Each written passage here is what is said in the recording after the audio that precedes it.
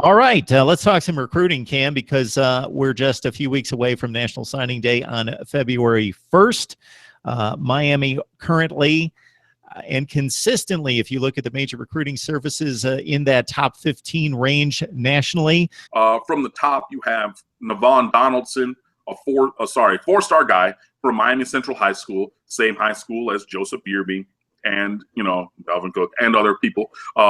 But 6'5.5", 340 pounds, can play tackle or guard. He was in the Under Armour All-American game where he played right tackle and did fairly well against five-star Joshua Kando, who's a defensive end going to Florida State. But he, did fairly well throughout that week.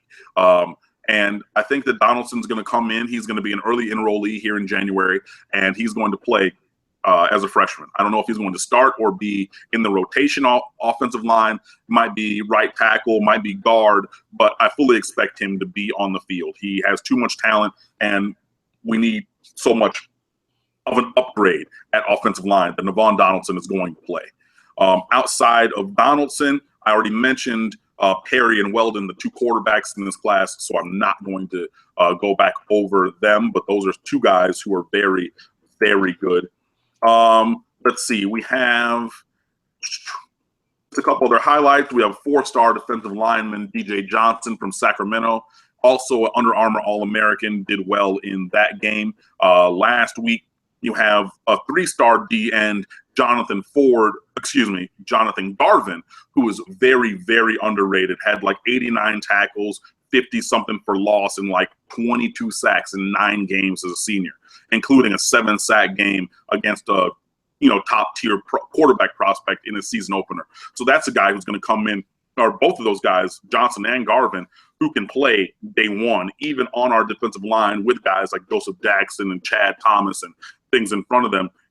I think that, between those two, Garvin might be the most game ready right now.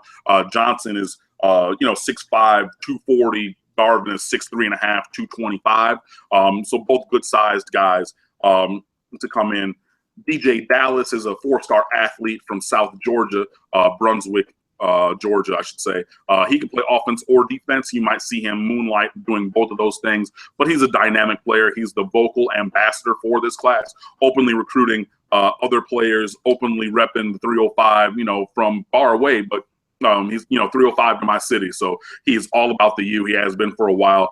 Good level of talent. Alabama was one of his finalists before he committed to Miami, and talking to and reading different recruiting pieces, he was absolutely a take for Alabama. They wanted him. He might not have been at the top of their board, but they wanted DeeJay Dallas. So you get that kind of level of talent.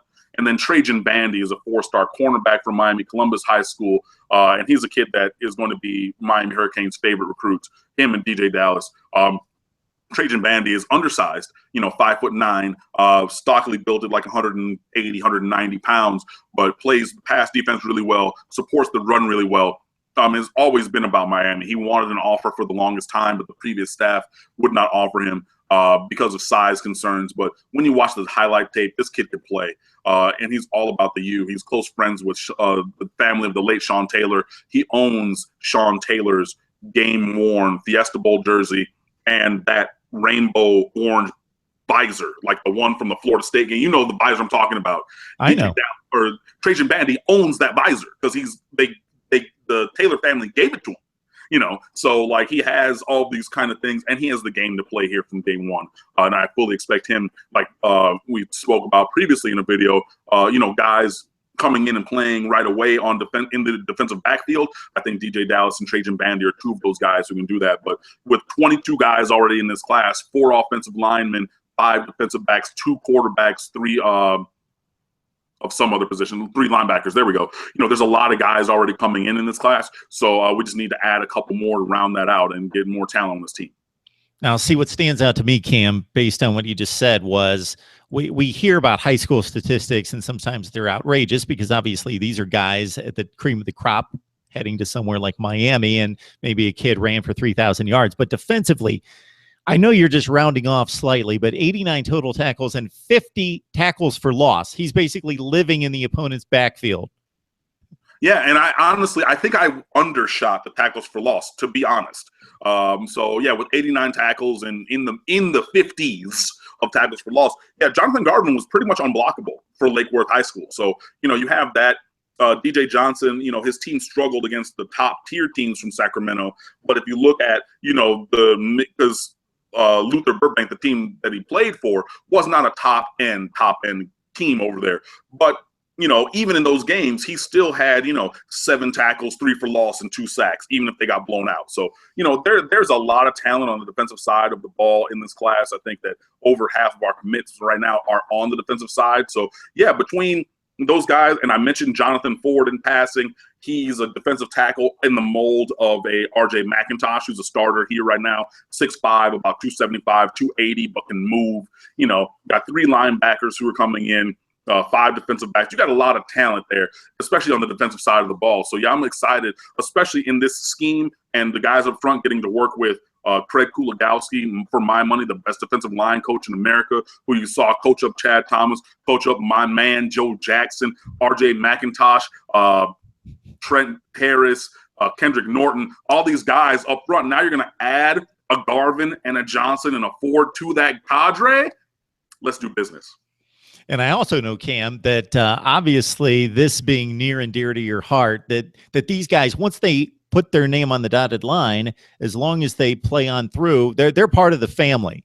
But then when you take it to the next level and you talk about a guy who's recruiting other guys, who's that vocal and saying, hey, come with me, let's go, that guy has a special place at the dinner table, I would think. Yeah, and I mean, talking about DeeJay Dallas, and I mean, if you go follow him, I think his new ad on Twitter is at 13K DeeJay, DeeJay. He's just repping the U all the time with any, recruits and anything. Like, yeah, there's some guy, usually you see that from the quarterback in the class, who's the leader. Like, okay, come, I'm going to play quarterback. You guys join up with my group, with me, and then we're going to do that. Neither of the quarterbacks in this class are really outgoing like that. Cade Weldon is just, look, I didn't play my junior year. I got this last name, so everybody thinks that I'm making it on the virtue of my last name, but he goes out there and does numbers on the field.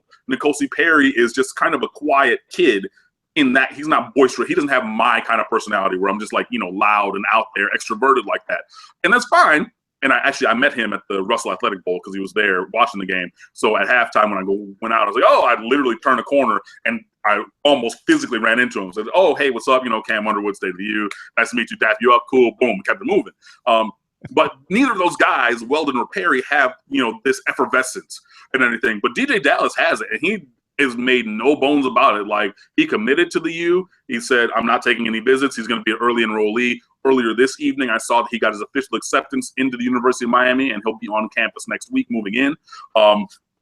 So, like, yeah, he's just that guy who's like, I'm all about the U. It's all about the U. So no matter if it's a Jeremiah Holloman, good friend of his who played on 7-on-7 team with DeeJay Dallas before he committed to Georgia, every day you saw DeeJay, hey, Jeremiah, it's coming to the U. Boom. Anybody, if you send him, he's like, hey, DeeJay, what about this guy?